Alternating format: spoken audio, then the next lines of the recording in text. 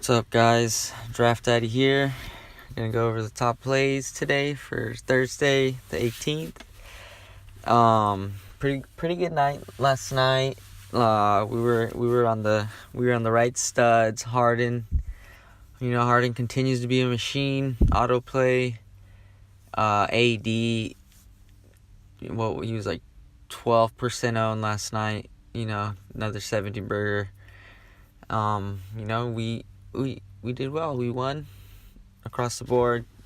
Anyways, getting into today. Today is pretty straightforward in my eyes because we have all these bodies out for Toronto. We have Kyle Lowry out. We have Kawhi Leonard out. We have CJ Miles. Actually, CJ Miles is questionable. My bad. OG Anunoby out. Jonas Valanciunas out. So obviously with Lowry out, like we do every time, we're gonna lock Van Vliet in. Probably gonna be like 90% on today, which is pretty unfortunate because we don't really have an edge there. But nonetheless, it's a good play, so I'm gonna be locking him into my lineups. DeLon Wright and Danny Green are two pretty solid options. I'm definitely leaning DeLon Wright. The problem is you can only take 4 on FanDuel, so they're gonna have to be made which 4 you want. I am, as of now, leaning towards DeLon Wright in there. But that is subject to change because of not Norman Powell. That's a lock. That's a lockopotamus right there.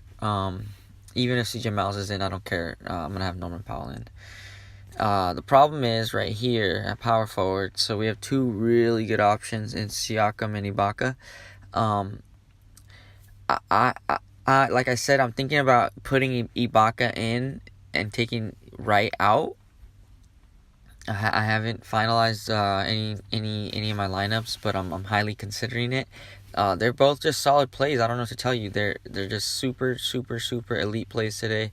You want at least one of them, and the only reason you shouldn't have 2 is because you already have 3 other Raptors. Okay, so I just needed to cover that whole Toronto fiasco because with all those bodies out, it's hard not to lock all these plays in, which obviously fills out a lot of our lineup. Anyways, so because all these plays were pretty cheap, I think we're going to have the money to pay for Russ. So I'm leaning towards there as of now. I much prefer him over Ben. Kemba Walker's popping a lot of models. If I don't go Russ, can almost guarantee you I go Kemba.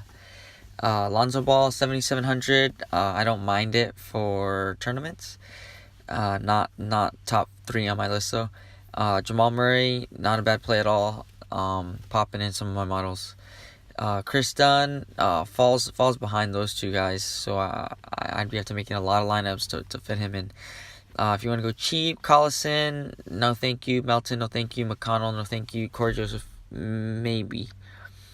Tony Parker, possibly, if you really want to go cheap. Like I said though, I don't see you having to go that low with all the Toronto value. Jimmy Butler, good play, especially if Embiid is out. A lot of roster construction hinges on whether Embiid is in or out. He's questionable as of now, so we'll see. If he's out, a huge bump to Jimmy Butler. Oladipo, I don't really see myself paying for it, but like I said, you're going to have to spend the money somewhere, so he's a viable option. Devin Booker against Toronto. Don't see myself going there, to be honest. Zach LaVine is a play that really let us down a couple days ago. But, with Wendell Carter out, I ran the projections, and he does see about a 5% usage bump. So that baked in with the price. He used to be a $8,000 player, earlier in the season. So this price is really cheap. Wendell Carter out, not a bad play. I do see some blowout risk. So, Buddy Hield, I much prefer Levine for 300 more. Bogdanovich, same thing. Schroeder, not a bad option. I might have him in my lineup. If not them, I'm probably leaning towards KCP, who's recently been starting. He replaced Josh Hart, and KCP's price hasn't exactly adjusted. And like I said, I really, really like Delon Wright. Small forward, you got LeBron James out, Kawhi Leonard out, leaves us with Paul George at the top. Great play. I really do think they're gonna smash it. I don't see us keeping it close, so I'm worried about blowout risk, but popping a lot of option to spend it, in my opinion.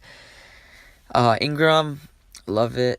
I do worry about the blowout risk, like I said, but I do think the price is right. Still, TJ Warren, super cheap, love it. That's about it. If I'm not punting, like I said, I'm locking in Powell there, so I only got to choose one small forward. So I'm either gonna take George, Ingram, or Warren.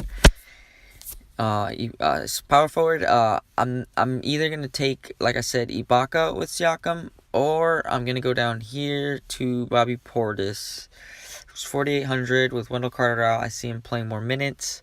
I see him in the 25 fantasy point range today, which is fine.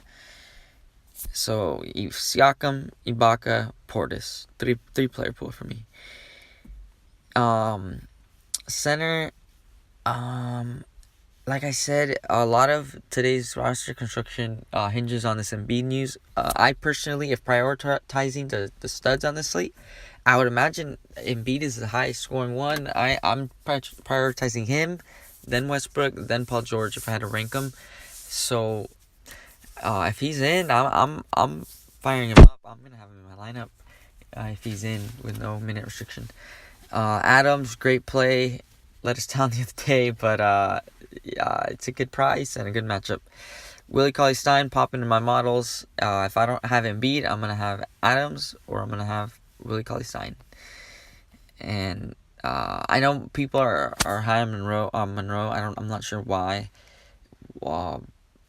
I mean, Kyle Lowry's out, OG Anunoby's out, Kawhi Leonard's out, but I don't know how that affects Monroe's playing time. But people are high on him, and I have been seeing some projections popping him out.